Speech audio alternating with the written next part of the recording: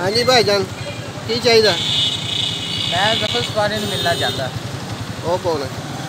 जफर सपारी पिंडी ਦੇ ਵਿੱਚ ਹੈਗਾ ਵਾ, ਬਹੁਤ ਮਸ਼ਹੂਰ ਹੈਗਾ ਵਾ, ਬੜਾ ਸੋਹਣਾ ਪਾਉਂਦਾ ਹੈਗਾ, ਮੈਂ ਉਹਦਾ ਬੜਾ ਫੈਨ ਹਾਂ।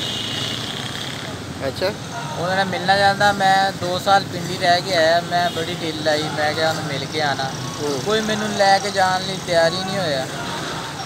मैं बड़े तरले मारे, बथेरे जाने ने कहा, मैं जफर सपारी ने मैं खाना वा, सैल्फी बनानी है, मिलना है, किसी ने मिलाया ही नहीं मैनू।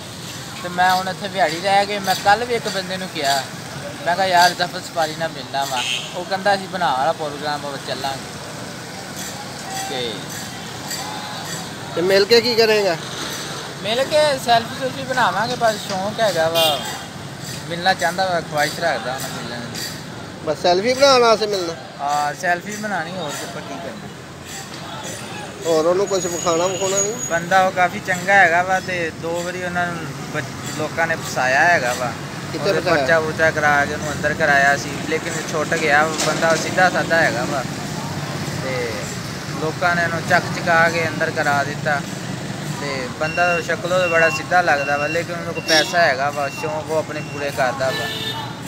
तो असी बस इन्नी ख्वाहिश रखना चाहते हैं, उन्होंने मिलना चाहते हैं, उन्होंने सैल्फी बनाना चाहते हैं, बस होर असी उन्होंने की करना। वो तो उच्चा बंदा तेरे वर्गे बंदे लिफ्ट करांदा गद्दी तो चलो साड़ी सुनी जाएगी, साड़ी उर्दू कवरेज वाले पैगाम साड़ा पहुँचाएंगे उत्थे, तो गद्दी तो साड़ी सुनी जाएगी। जफर सपारी मिलना चाहता वा, अगर वो सुन रहा वा तो मैनू बुलावे, तो इनवाइट करे, मैं उनके घर जाके मिलना चाहता।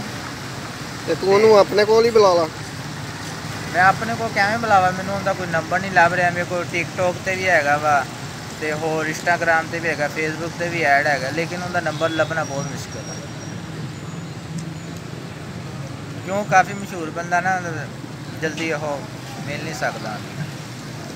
और कोई पैगाम मेरा उत्थे तक पहुँचाएगा तो फिर ही मिल सकांगा, हम इदा तो नहीं ना, माड़े बंदे नाल वो कित्थे मिलता है। लेकिन मैं सुनिया सी कहते एक दिन उन्हें ऐसा रखा वा, बंदियां नूं मिलता है, उन्होंने सैल्फियाँ बनाता वा, एक दिन सारा दिन बंदियां ने मिलने वास्ते होंदा, लेकिन वो फिर उत्थों तक पहुँचना बहुत मुश्किल है ना। हुण घर का पता हो बंदा पहुँच जाए, लेकिन घर का भी नहीं पता है। मैं पिंडी 2 साल रह के आया, लेकिन बड़ी ढिल लाई, नहीं लभ्या मैनूं। कहते है बैरिया टाउन च रहिंदा वा, तो हुण भी इस टाइम मोटरसाइकिल बैठा, मैनूं पता लगे तो मैं किक मार के पहुँच जावा उत्थे।